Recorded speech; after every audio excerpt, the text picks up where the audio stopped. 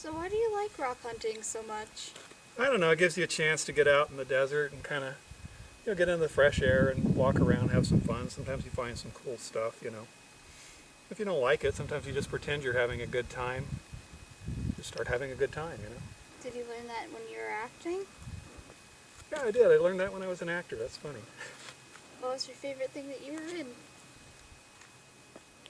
Best thing I was ever in, I actually wasn't in. I was the director. It was called Tales. It was like a fairy tale type of skit where we would go to libraries and children's homes and stuff like that and do a half-hour show. We'd start with something, like the foolish, timid little hare and work into the frog prince. And we would end the show with Puff the Magic Dragon, and all the kids would be crying at the end. It was just a lot of fun. We got to go all over the place, all over Southern California. The LA Times wrote about us, stuff like that.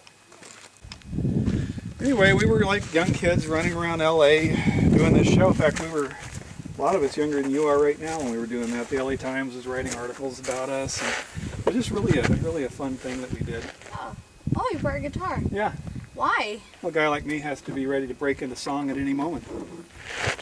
For example, Puff the Magic Dragon. It went something like this. Puff the Magic Dragon, live by the sea. Whoa, it's desert air, man.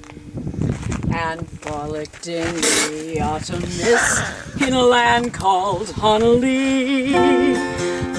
Little Jackie Paper, he loved that rascal Puff, and he brought him strings and sealing wax and other fancy stuff.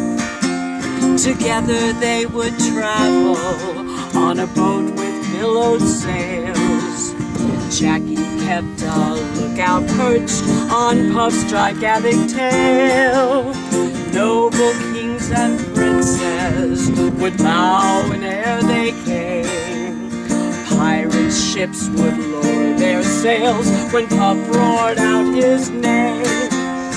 Puff the Magic Dragon, he lived by the sea, and he frolicked in the autumn mist in a land called Honolulu.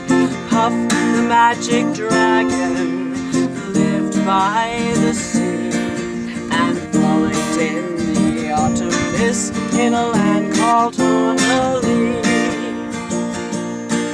Now a dragon lives forever, but not so little boys. Painted strings and giant wings made way for other toys. One gray night it happened, Jackie Paper came no more, and Puff that fearless dragon, he ceased his mighty roar. His head was bent in sorrow, green scales fell like rain. Puff no longer went to play along the cherry lane. Puff the mighty dragon, he could not be brave. So Puff that mighty dragon sadly slipped into his cave. Puff the Magic Dragon lived by the sea, and frolicked in the autumn mist in a land called Honolulu. Puff the Magic Dragon lived by the sea.